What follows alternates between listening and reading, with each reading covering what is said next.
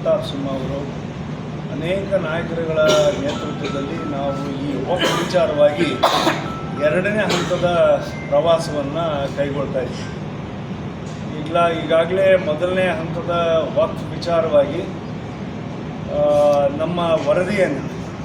ಕೇಂದ್ರದ joint parliamentary ಕಮಿಟಿಗೆ ಇದನ್ನು ಮಂಡನೆಯನ್ನು ಮಾಡಿದ್ದೀವಿ, ಅವರಿಗೆ ಸಲ್ಲಿಸಿದ್ವಿ. ಅವರು ಅತಿವಾಗಿರ್ತಕ್ಕಂಥ ಸಂತೋಷವನ್ನು ಪಟ್ಟಿದ್ದಾರೆ ಮತ್ತು ಹೆಚ್ಚು ಕಡಿಮೆ ನಮ್ಮ ಕರ್ನಾಟಕ ಮಾಡೆಲ್ ಅಂತ ಹೇಳ್ಬಿಟ್ಟು ನಾವೇನು ಇಲ್ಲಿ ಜಾಯಿಂಟ್ ಪಾರ್ಲಿಮೆಂಟರಿ ಕಮಿಟಿ ಇದ್ದ ಹಾಗೆಯೇ Karnataka legislative backward classes and minorities committees ಏನಿತ್ತು ಅದರಲ್ಲಿ ಕೆಲಸ ಮಾಡಿದ್ದನ್ನು ಹೇಗೆ ವಕ್ಫ್ ಕಮಿಟಿನ ನಾವು ಸ್ಟ್ರೀಮ್ಲೈನ್ ಮಾಡ್ತಕ್ಕಂಥ ಪ್ರಯತ್ನ ಮಾಡಿದ್ವಿ ಮತ್ತು ಅನ್ವರ್ ಮಾನ್ಪಾಡಿಯವರ ರಿಪೋರ್ಟ್ಸ್ನ ಹೇಗೆ ಸರ್ಕಾರ ಮಾಡಿದ್ರೂ ಕೂಡ ಅದನ್ನು ಮಂಡನೆ ಮಾಡಿದೆ ಮತ್ತು ಅದನ್ನು ಬದಿಗೊತ್ತಕ್ಕಂಥ ಕೆಲಸ ಮಾಡಿತ್ತು. ಮತ್ತು ಎಲ್ಲದಕ್ಕಿಂತ ಹೆಚ್ಚಾಗಿ ಸನ್ಮಾನ್ಯ ಪ್ರಧಾನಮಂತ್ರಿಗಳು ನರೇಂದ್ರ ಮೋದಿಜಿಯವರು ವಕ್ಫ್ ವಿಚಾರವಾಗಿ ಇಡೀ ದೇಶದಲ್ಲಿ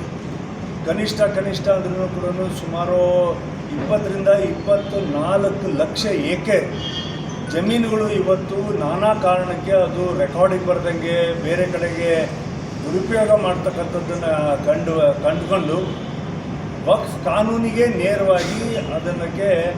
ತಿದ್ದುಪಡಿಯನ್ನು ತರ್ತಕ್ಕಂಥ ಕೆಲಸವನ್ನು ಕೇಂದ್ರದಲ್ಲಿ ಮಾಡ್ತಾ ಇದ್ದಾರೆ. ಬಿಕಾಸ್ ಇದು ಕಾನೂನೇ ಕೇಂದ್ರ ಸರ್ಕಾರದಲ್ಲಿ ಆಗಿತ್ತಂಥ ಕಾನೂನು 1954 ತದನಂತರ ಭಾಳಷ್ಟು ತಿದ್ದುಪಡಿಗಳು ಆಗಿದ್ದಾವೆ. ಬಟ್ ವರ್ಸ್ಟ್ ತಿದ್ದುಪಡಿ ಆಗಿರ್ತಕ್ಕಂಥದ್ದು ಇನ್ನು 2013 ಆಗಿರ್ತಕ್ಕಂಥ ತಿದ್ದುಪಡಿ ಕಾಂಗ್ರೆಸ್ ಸರ್ಕಾರ ಇದ್ದಂಥ ಸಂದರ್ಭ. ಎಲ್ಲ ಜುಡಿಷಿಯಲ್ ಪವರ್ಸ್ನ ಎಲ್ಲದನ್ನೂ ಕೂಡ ಸಂಪೂರ್ಣವಾಗಿ ವಕ್ಫ್ ಅಡಿಯಲ್ಲಿರ್ತಕ್ಕಂಥ ಟ್ರಿಬ್ಯುನಲ್ಲಿಗೆ ಕೊಟ್ಟುಬಿಟ್ಟು ಯಾವುದೇ ಮೇಲ್ಮನವಿಯನ್ನು ಅಥವಾ ಮನವಿಗಳನ್ನು ನಮ್ಮ ರೆಗ್ಯುಲರ್ ನ್ಯಾಯಾಲಯಗಳಲ್ಲಿ ಕೊಡದೇ ಇರತಕ್ಕಂಥ ಸಂದರ್ಭ ಮಾಡಿದ್ದಕ್ಕೆ ಈ ಥರದ ಅಲ್ಲೋಲ ಕಲ್ಲೋಲಗಳನ್ನು ಸೃಷ್ಟಿ ಮಾಡ್ತಕ್ಕಂಥ ಕೆಲಸಗಳು ಆಗಿದ್ದವು. ಮತ್ತು ಇದಕ್ಕೆ ಒಂದು ಸ್ವಲ್ಪ ಬೆಂಕಿ ಹತ್ತಿಬಿಟ್ಟಿದೆ, ಇದಕ್ಕೆ ಎಣ್ಣೆ ಸುರಿಯೋದು ಹೇಗೆ ಅಂಥೇಳಿ ಆ ನಿಟ್ಟಿನಲ್ಲಿ ಈ ಸರ್ಕಾರ ಬಂದ ಮೇಲೆ